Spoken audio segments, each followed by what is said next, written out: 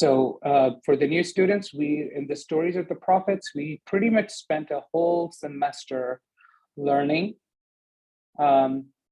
essentially the story of Adam. We learned about the jinns, we learned about the angels, we learned about what happened before Adam alayhi salam, and we learned, we went into a lot of detail about Adam alayhi salam, a lot of detail, and then we essentially wrapped up Adam alayhi salam. There was one thing that was remaining, but I'm just going to go ahead and skip that unless you guys want it. And we're going to talk about the story of Cain and Abel. I wanted to give you a biblical parallel of the story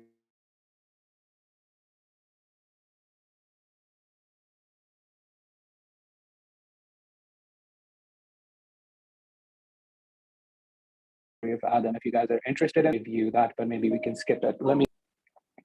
No? Okay, we'll skip it. Okay, Cain and Abel. So Adam alayhi salam is now, and Hawa, Eve, they are on earth now. They are no longer in Jannah. They have asked for forgiveness. Allah subhanahu wa ta'ala has forgiven them. They made the dua, رَبَّنَا ظَلَمْنَا أَنفُسَنَا وَإِن لَمْ تَغْفِرْ لَنَا وَتَرْحَمْنَا لَنَكُونَنَّ مِنَ الْخَاسِرِينَ. They made the dua, Allah subhanahu wa ta'ala accepted. Then Allah subhanahu wa ta'ala told them to live on this earth, and have children, and then they had children. And two of their children, we don't know if they were directly their immediate children or were they the grandchildren, wallahu alam, okay? It's assumed that they were the direct children out of many, many, many children that Adam alayhi salam had. As you can imagine, miracles are happening at that time. Obviously, extraordinary circumstances. You're the first human beings on earth, and you have to have other human beings created, so you're going to have a lot of children, and there's going to be intermarriage, obviously. But we'll just leave it at that. We don't know anything you hear about it. It's all hearsay. It's all coming from unauthentic sources, because who knows what happened 12,000, 15,000 years ago, 20,000 years ago when Adam alayhi salam was here. Who knows, right? But the Quran tells us the story about two children of Adam. Their name was Qabil and Habil. Okay, so they in the biblical tradition, they are known as Cain and Abel. You've heard of them before? I'm just curious if I can just have a show of hands. How many people are familiar with Cain and Abel? I'm just curious. Yeah. Because I assume you guys are. Yeah. Go ahead. You are?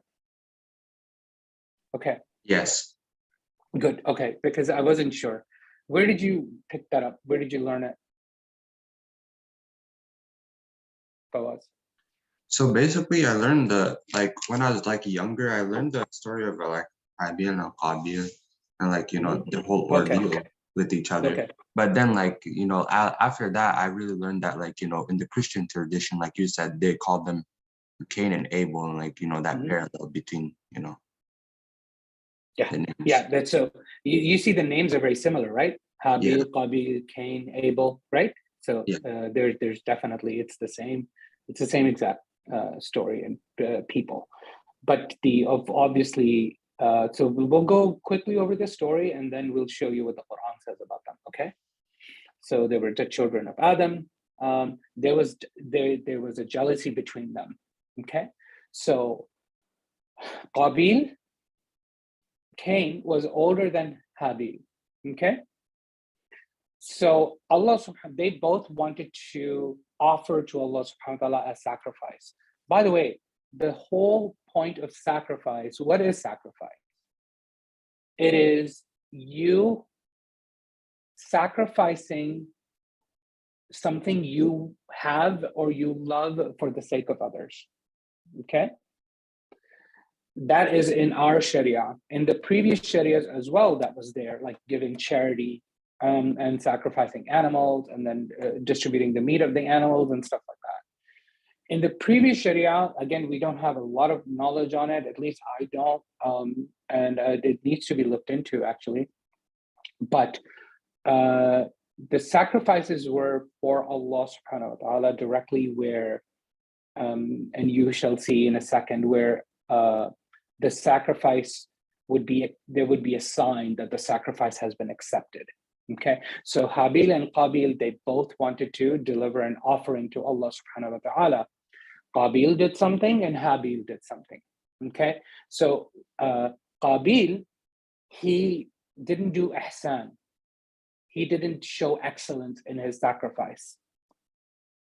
And Habil, he did. He sacrificed something really amazing, right? It was a beautiful sacrifice. And Qabil's sacrifice was not that great. Okay, this is what we understand. And as a result, Allah subhanahu wa ta'ala accepted from Habil, but did not accept the sacrifice of Qabil.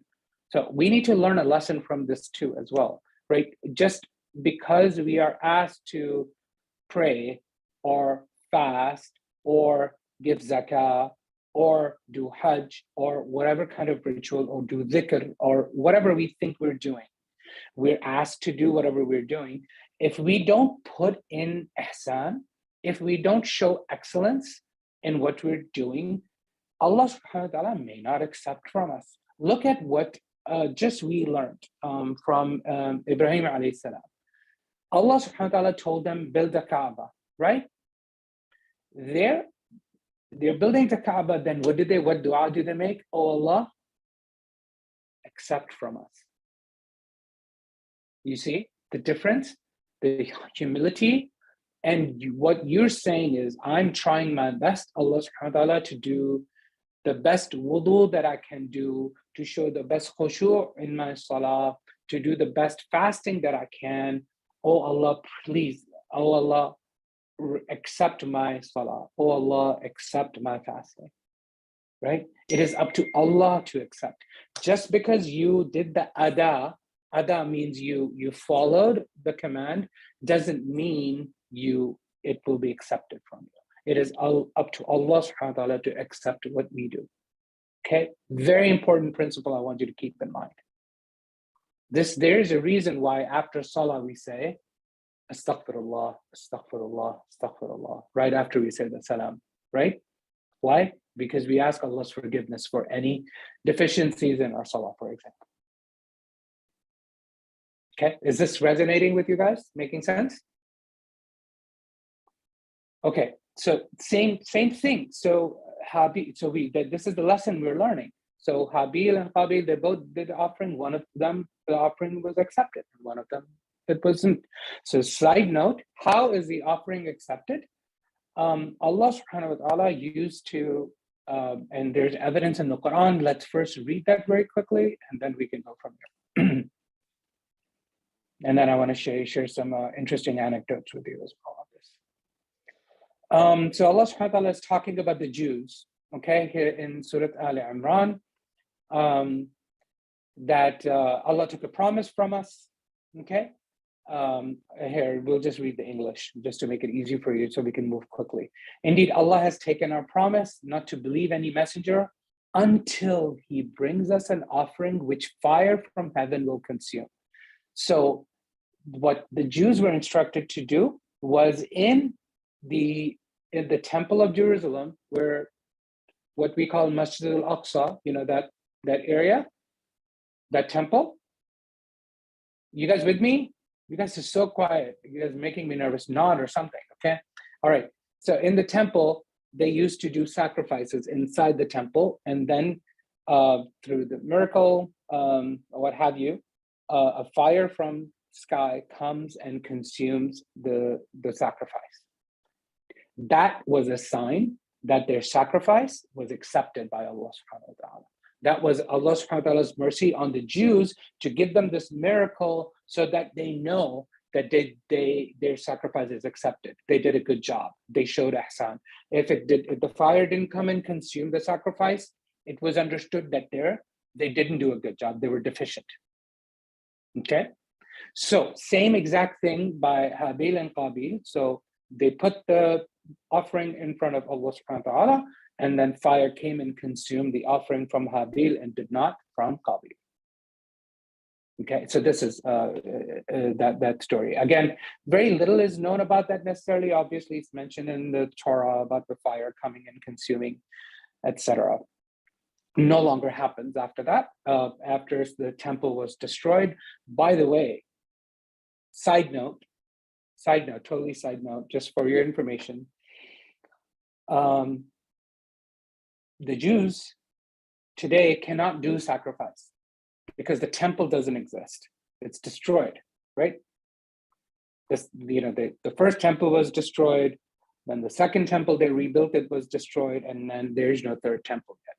And there's the Golden Dome Mosque, and the compound, which is called the Aqsa compound.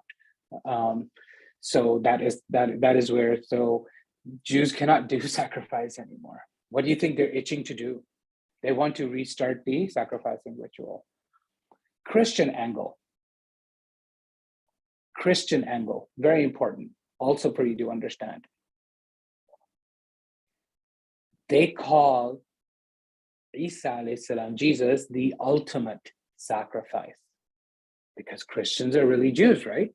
Isa alayhi salam, Jesus was a Jew. So in their theology, their mindset, Jesus, because they think, astaghfirullah, he died on the cross. We Muslims believe he was raised up to the sky, but they believe he died on the cross. They think of him as the ultimate sacrifice, so ultimate that after that, the Christians wouldn't have to do any sacrifices for Allah, that the fire will come and consume. So Jesus was a mercy, that he himself was the sacrifice. So when you're preaching to the Christians, the da'wah, when you're doing in the when inshallah some of you get an opportunity to do the da'wah scene, keep that in mind, their mindset. For them, sacrifice is a key component in theology. And you can't, it's difficult to convince them that Jesus was not the sacrifice. First of all, he wasn't. He didn't die and he was raised up. And he wasn't the sacrifice, that after that, no other sacrifices. Every nation has its own laws. Allah subhanahu wa ta'ala has set the laws for the ummah of Rasulullah sallallahu alaihi wasallam, its own set of laws. But I'm just giving you this note that for them, it's very hard to comprehend because they think that Jesus was the sacrifice. And obviously Jews don't believe in Jesus to begin with. And they're waiting for the temple to be rebuilt so they can restart the sacrifice. The sacrifice thing is a huge item in Judaism and Christianity. All right? I just thought I'd give you that interesting tidbit. Any thoughts on that? Questions? No questions. Just it's interesting how that almost like kind of makes up for not having to do sacrifices now. Yeah, because they say Jesus died for the sins. There was the original sin of Adam alayhi salam. They say we don't believe that, right? We believe everybody carries their own sin. You're not going to be punished for the sins of another. Okay, Allah subhanahu wa ta'ala does not hold you accountable for the burdens of the other people. وَلَا تَزِرُ وَازِرَةٌ وِزْرَ أُخْرَى. It's in the Quran. None should carry the burden of another. Okay? But what is the concept of the original sin? That Adam alayhi salam did the sin, or in their mind, actually, it was Adam and Hawa, and it was really Hawa's fault. The Christians and the Jews think that it was Hawa's fault, that she enticed Adam, that let's go ahead and break the law and eat from the tree. That was the original sin that was then carried to all the children of Adam. So out of the mercy of God, then,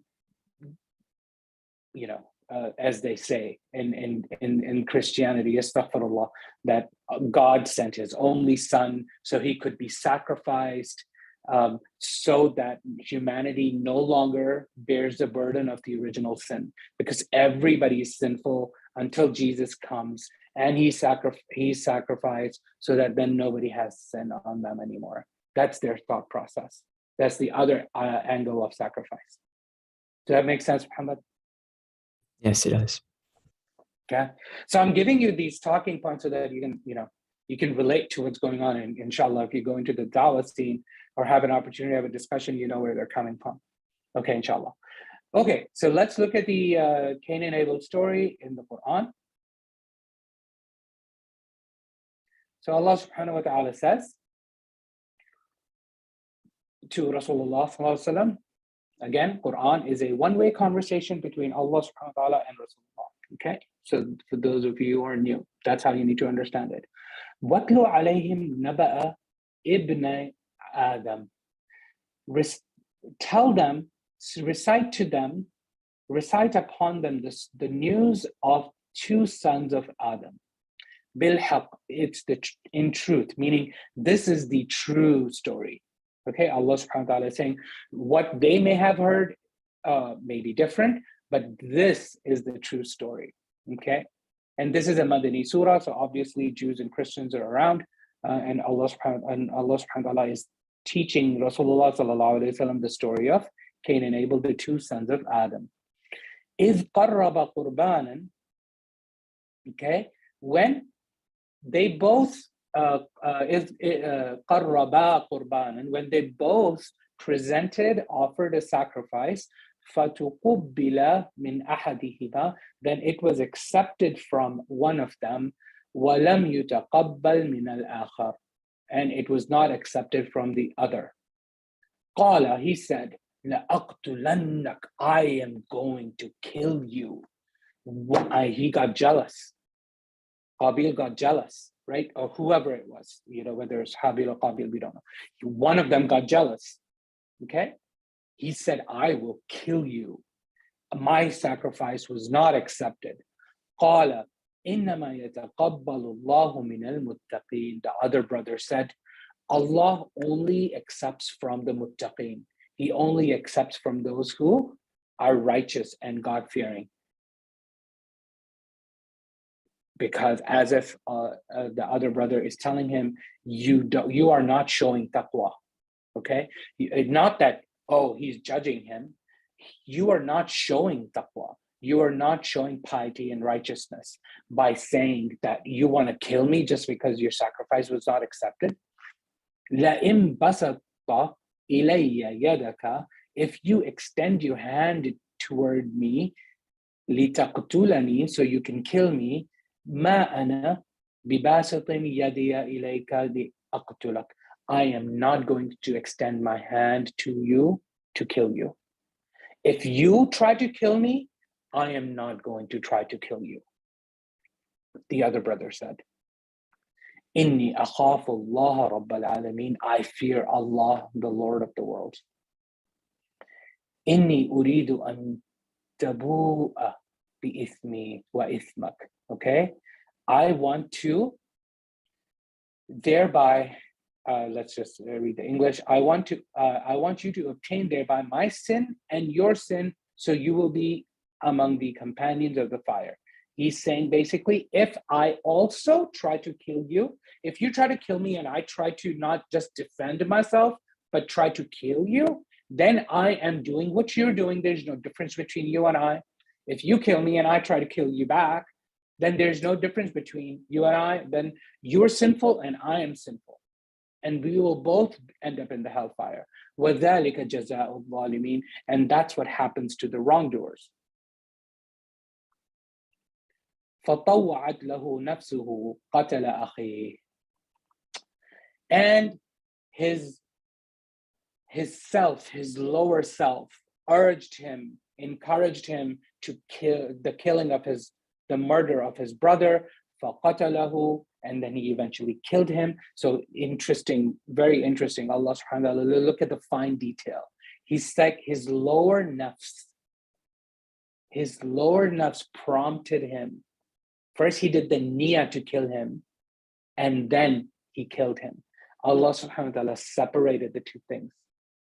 First, there's a niyyah, and then there's the action. If he only had the niyyah, he wouldn't be sinful. Allah subhanahu wa ta'ala does not write a sin on you if you intend to do something bad. Station alert has arrived. Allah subhanahu wa ta'ala writes a sin for you when you actually commit the act. You guys with me? It's very powerful. Okay, this is in the hadith.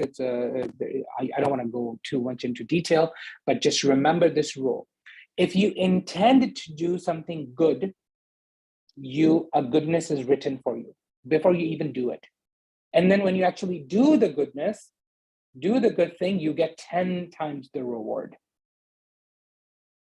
If you intend to do good, you get goodness written for you. And if you do the good thing, then your reward will be 10 times. If you intend to do a bad thing, nothing is written for you unless you actually do it. And when you do it, you don't get 10 times the negative reward. You only get 1 negative reward from the mercy of Allah subhanahu wa ta'ala. So this is why this is split up. فَطَوَّعَتْ لَهُ نَفْسُهُ قَتَلَ أَخِيهِ فَقَتَلَهُ. Then he killed him. فَأَصْبَحَ مِنَ الْخَاسِرِينَ. Then he became from amongst the losers. فَبَعَثَ اللَّهُ غُرَابًا يَبْحَثُ فِي الْأَرْضِ لِيُرِيَهُ كَيْفَ يُوَارِي سَوْءَةَ أَخِيهِ. Then Allah subhanahu wa ta'ala sent a crow that showed them that showed him, the other brother, the murderer, how to hide the body of his brother, the disgrace of his brother. So Allah subhanahu wa ta'ala sent a crow. قَالَ يَا وَيْلَتَا. Basically, the crow came and the crow showed how to hide, basically a crow came to cover another crow possibly and bury the crow. So, and then the other brother, the murderer brother, looked at that crow and then he became extremely regretful. It's like, because here was the body of his brother laying on the ground, all bloodied up, right? So now he's feeling remorse and regret, that he said, I wish just to an akuna mithla hada qurab. I wish I was as decent even as this crow is, that this crow is burying its dead, and I didn't even have that in me, that first I killed my brother and then I'm not even burying him correctly. So he felt regret. Just to an akuna mithla hada qurab fa uwari sawat akhi, so that I can hide the disgrace of my brother. فَأَصْبَحَ مِنَ النَّادِمِينَ. That Allah said, then he became remorseful. Okay? And because of this, مِنْ أَجْلِ ذَلِكَ, because of this, okay? كَتَبْنَا عَلَى بَنِي إِسْرَائِيلَ أَنَّهُ مَنْ قَتَلَ نَفْسًا بِغَيْرِ نَفْسٍ. Then this is why it's been written for the children of Israel, that if anyone killed another soul, okay, man qatala nafsan bighayri nafsin. Hold on, let me make sure I get the right translation.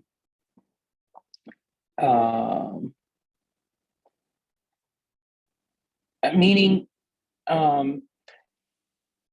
if you kill, you have to pay a penalty. The penalty is death. You will be killed, right, by the authorities. Okay? So that is halal. That is allowed. Okay? We will talk about this maybe next time around. Wait, yes. Can you? No, I mean, like if you kill somebody, you're going to get the death penalty. That's what I'm saying. Right? Oh, yeah. So that's halal. The death penalty is halal, right? But it has to be done by authorities. The mob can't do that. Is So that basically Allah, the Sharia? say that again? Is that basically like part of Sharia? Yes. Okay. It's a little bit more than that, okay? But just hear me out. Okay. So Allah subhanahu wa ta'ala here is saying, I just wanted to give you that tidbit, that death penalty is halal. It's halal in Islam. It's the way to go, right? If you killed somebody, you're going to pay with it with your life. Okay, so Allah subhanahu wa ta'ala is saying is whoever kills somebody without having, without another, wrongfully, basically, if you kill somebody wrongfully, like if you are the authority and you kill a murderer, the authority is not wrong, right? Because it's allowed, because the authority can kill the murderer, right? So if you're not the authority and if you kill somebody without any reason, أو فساد, or for corruption. Okay, if you kill somebody out of corruption, fil ard, on this earth, فكأنما, it's as if قتل الناس جميعا, he has killed all mankind. So one person in Islam, so Allah subhanahu wa ta'ala is saying this has been written for the Jews, and by extension to us. There are certain laws that were laws of the Jews that were extended to Muslims as well. Okay, so that's why there's a lot of overlap. So Allah subhanahu wa ta'ala is saying whoever kills a soul without good reason, okay, it's as if he killed all of humanity. قتل الناس جميعا. ومن أحياها, and whoever saves a life, saves a soul, فكأنما أحيا الناس جميعا. It's as if he saved the life of all of humanity. Okay, very, very powerful statement here. Killing one person is like killing all humanity, and saving one life is like saving the life of all of humanity. وَلَقَدْ جَاءَتْكُمْ رُسُلُنَا بِالْبَيِّنَاتِ, and our messengers came to you with clear signs. ثُمَّ إِنَّ كَثِيرٌ مِّنْهُمْ بَعْدَ ذَلِكَ فِي الْأَرْضِ لَمُسْرِفُونَ. Anyways, I wanted to share that with you, the story of Cain and Abel in the Quran. So how many lessons we can learn from this? Jealousy. He showed jealousy. He didn't show taqwa. He didn't say, oh, I wish I could have done as good as my brother. I need to do a better job next time. No, he got jealous. Not only he got jealous, he intended to kill him. He told him that he will kill him. And then he went ahead and killed him. But one good thing he did show remorse toward the end. Okay, and remorse is the first step to forgiveness.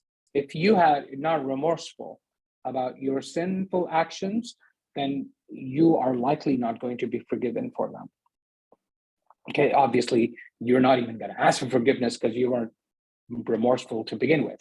Does that make sense? So very similar to what Shaitan and Adam alayhi salam, the difference between them. Both of them disobeyed Allah subhanahu wa ta'ala. One of them blamed Allah. One of them was remorseful and asked for forgiveness from Allah. So Adam alayhi salam asked for forgiveness. Shaitan was arrogant, did not. Same kind of thing. One brother, he was arrogant, jealous of his brother. He should be thinking of his brother and learning from him, or learning from his own mistakes and do something better. Instead, he is taking his life away. And it is such a big crime. It is a major sin. You've heard of the concept of major sins in Islam, major sins and minor sins. The major most sin is the killing of another human. Okay, it is the major most sin. Okay, so I think we can go until 12:30. Might as well, because I want to complete this concept then. Okay, so you guys understand the story in the Quran? So there was a reason why Allah subhanahu wa ta'ala in Surah Al-Imran talked about the story of Cain and Abel, because Allah subhanahu wa ta'ala was trying to show that was the first murder. And murder is such a big sin that when you commit it, it's like all of this, you killed, everybody. You basically, it's like if everybody committed a murder, all of their blame goes to you, right? When you kill somebody, it's as if you killed all of humanity. Okay, so, and remember, we learned another lesson in there, okay? We learned another lesson. What did the other brother who was killed say? So let's just use their names so that we don't get confused with pronouns. So what did Habil say to Qabil? Okay, he said, if you were to kill me, if you were to raise your hand toward me, I'm not going to raise my hand toward you. Okay, so there's a muttafaq hadith in Bukhari and Muslim Rasulullah sallallahu alaihi wasallam said, when two Muslims meet one another with their swords, then both the killer and the killed, are in hellfire. So the companions asked, "O Messenger of Allah, one was a killer, but why the one? Why if the one killed? Like why would the one who was killed in the fire?" He replied that the one who was killed, the one who was murdered, he was eager to kill the companion, kill his companion. Meaning, if you are, God forbid, find yourself in a situation where you are being attacked and killed, you should not try to kill the other person. Otherwise, you will also be considered a killer. You would defend yourself, and you want to protect yourself and avoid that situation or be killed for the sake of Allah subhanahu wa ta'ala, rather than kill the other person. Because that is not like the US thing wherein you have the right to self-defense, and somebody who's pointing a gun at you, you go ahead and pow, shoot them. Okay? Now, I'm not a mufti, and I'm not giving you a fiqh dawah. I'm just telling you what the Quran is saying. You can ask, scholars about that question. But it is wrong to think that when you kill someone, instead of the better thing to do, which is trying to protect yourself and protect that person from killing you, is not a better thing. It is absolutely a better thing. Okay. What if you're like you're defending yourself, but you accidentally kind of like. Accidents are accidents. Okay. Anything in Islam that's an accident, it's an accident. Okay, it's forgiven. All accidents are forgivable. And something that is done deliberately is very different from something that's done by accident. Okay, like for example, if you drink water when you're fasting by accident, is your fast broken? No, it's not broken. Okay. So murder is a huge major sin in Islam. Huge. One of the biggest major sins. So major sins have even categories, and one of the biggest major sins is murder. Okay. So that on the day of judgment, the murderer is going to come and seek his justice with the one that murdered him. And Allah subhanahu wa ta'ala will take all of the good deeds of the murderer and give it to, or as many good deeds of the murderer as he deserves, and give them to the one he killed. Okay? And if he runs out of good deeds, the murderer runs out of good deeds to give, Allah subhanahu wa ta'ala will take the bad deeds of the one that was murdered and give it to the murderer, just so that there could be justice. Okay? So I wanted to quickly talk about another concept here. Can you give me 1 second, please?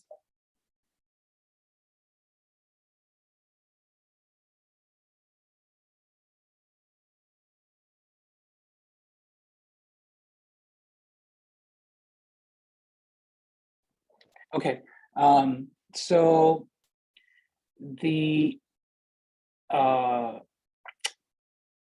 I told you that if you commit a murder, there's a penalty for that. What is the penalty? Penalty is you will be killed, or somebody has to pay blood money. It's also called blood wit, or in Arabic it's called diya. Okay, just very quickly. I don't want to make this a fiqh topic, but you could choose to forgive, but blood money is owed to the family of the one killed.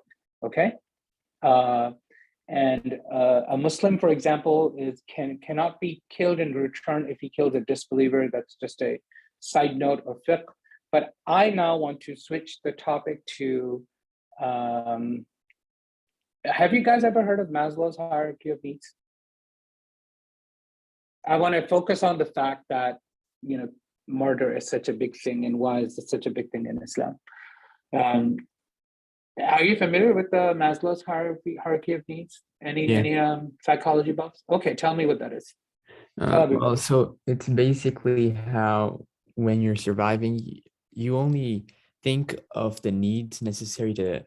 So to begin with, you have the basic needs of food, water, but then it Mhm. goes into more like having shelter over your head, but then it goes to even Mhm. more having a wife, parents, then it Mhm. goes even above that, having a nurturing environment, people respecting you, and then it goes even Mhm. more of being Mhm. like validated and stuff. Yeah, So exactly. Exactly. Where did you guys, so you guys typically learn this in school and what in high school? yeah. Really interesting. Great. So basically, you first care about the ultimate needs, right? Oh, not needs, I'm sorry. Necessities, things you must have, like food and water. Only when you have that is when you're going to start to think about safety, right? First, you're just going to look for food. You don't care if you're safe or not, right? You might even steal just so that you can eat food, right? Regardless of the consequences, because if you're so hungry. And then once you get food in that, you have sleep and you can sleep and you have a home, then you're going to look for, oh, I need to lock my door. And then that's what you got to think about. Okay, I have safety, I have security, and then I need a car so I can travel in safety. I need to have a bank account. I need to earn money for safety. And once you have those needs met, is when you're going to think outside of yourself and you're going to think about, oh, I wish I had a partner that I could live my life with. I wish, people loved me and I had somebody to love and love me, etc. You're not going to think about that if you don't feel safe at all. Okay. And if you're at the level of love, then you're going to talk about self-esteem. You're going to think about yourself. You have love. Now it's like, I need to, because I have family and I have loved ones, then I need to do a better job for them. I need to earn the respect of others and those kinds of things. And you're going to talk about yourself a little bit more and self-improvement. Then after you're thinking like that is when you're going to think about um, things outside of you. What is moral? What is right? What is wrong? How should I solve problems? And those kinds of things. So that's the Maslow's needs of hierarchy. If you don't have self-esteem, then you're never going to think about morality. This is why, for example, people commit suicide. Okay, when you don't have love, you're not even going to have any self-esteem. When you don't have safety, you're not even going to think about love and intimacy in family because you don't feel safe. Would you want in the middle of the battle or something like that? Would you want to get married in the middle of the battle? You wouldn't think about that, right? And when you don't have psychological needs met, like food, water, home, or not even a home, just basic needs like food, water, and sleep, and you're tired, you're not even going to think about safety. You're going to make sure you do everything you can possible to get some food and get some water and get a good night rest, right? Regardless where it is, it could be on the bench or in the open street, right? So this is Maslow's hierarchy of needs. You guys understand this, right? So if somebody who is this kind of level where food is a struggle and they're talking about morality or self-esteem, you're gonna talk to that person and gonna go, you need to get your priorities straight, guy, dude. Why aren't you focusing on trying to go get some food and water? Why are you worried about these things? These are all nice to have, right? Go take care of the important things first, right? Makes sense, right? Yes. In Islam, yeah, in Islam, exact same thing. Exact same thing. If you are hungry and in the middle of the desert, right? And you don't have food to eat, there's nothing to eat, and there's a horse or a pig or something that is going in front of you, are you allowed to eat that meat, even though it's haram? What is the answer? I think yes, because there's nothing else. It's based on survival. That's right. What is important? What are you prioritizing? Your life. Yes, exactly. Exactly. And does that go along the lines of like, you know, like the importance of like self-preservation in Islam? Yes, yes, exactly. So this is where I want to introduce to you the huge topic. I can't believe I'm introducing this to you in the last 7 minutes of our time. We'll maybe, if you guys are interested, we're going to talk about this much more. These are called the Maqasid al-Sharia. Okay, so what are these? The objectives of Sharia. Why do we have laws? Why is there Sharia? What does Sharia mean? Sharia means Islamic law. Okay, so the Jewish name for their Sharia is called halakha. Okay, they have law, the Jewish law, halakha. Okay, then we have Muslims have Sharia. It's just another name. It just means law. Okay, so what the scholars have done is, so let me ask you an example. Why do we pray? Give an answer.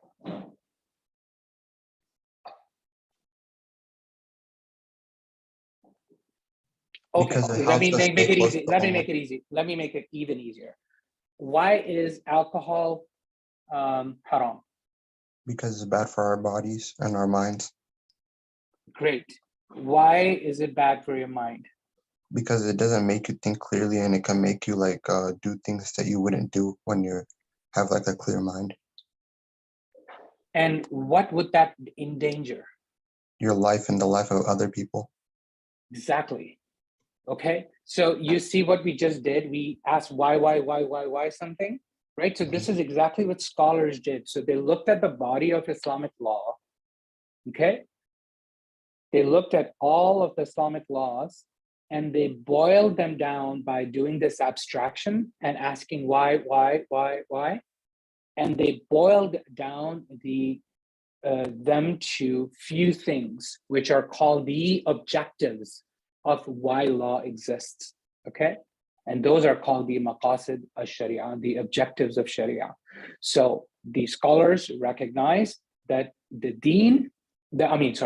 laws need to exist for the purpose of protection of religion, deen, protection of life, nafs, protection of intellect, aql, protection of lineage, nasab, and protection of property, mal, okay? And some scholars add another item up here, not important right now. I'm just conceptually, I just want to share with you. You see what's going on? This is why laws exist, okay? So for example, if you ask all the whys of why drinking alcohol is haram, what are you going to line that up with? Which reason or reasons are you going to line it up with?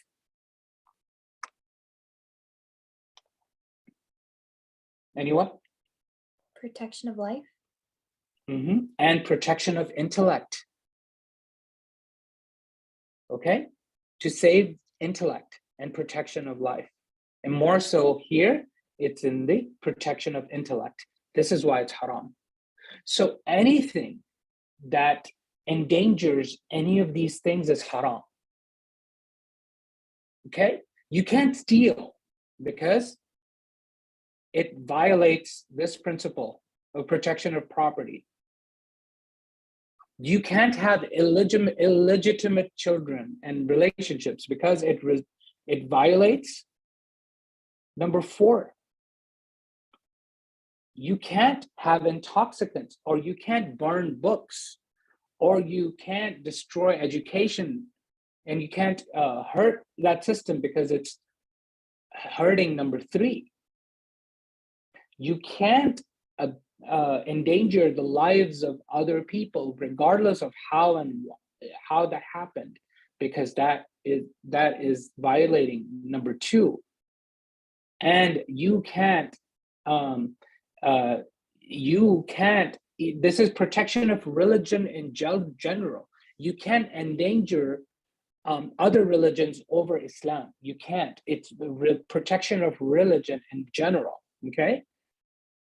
Also, so there's an inward relationship with them as well. Some scholars disagree, but just for argument's sake, you guys need to know. If your lineage is hurting, anything that takes, you remember the Maslow's hierarchy of needs? Okay. So this is the hierarchy. This is an upside down pyramid. If lineage and property is in danger, you are going to prioritize lineage over property. Okay. So for example, if your child is about to die, are you going to care that somebody is also stealing his watch? No. What are you going to protect, the watch or your child? Your child. Right. Great. So if your lineage, if there's a conflict between intellect and lineage, or life and lineage, or those kinds of things, right? At the end of the day, in order to protect the religion, this takes precedence even over life. This is why you can go into battle for the sake of protection of religion. Okay? Because you're trying to protect the religion. And you're willing to go give your life up for the sake of religion. Okay? This is a much deeper topic. It deserves a whole course on its own. And I'm not certainly an expert, but just wanted to share with you what I just wanted to give you guys this phenomenal framework of how to think about why laws exist and why things are haram or halal. And you can now understand, you wanted to use this example of murder and its penalty and its ramifications, because it violates this at the very, very top level. And this is why it's a major sin. Okay. Questions?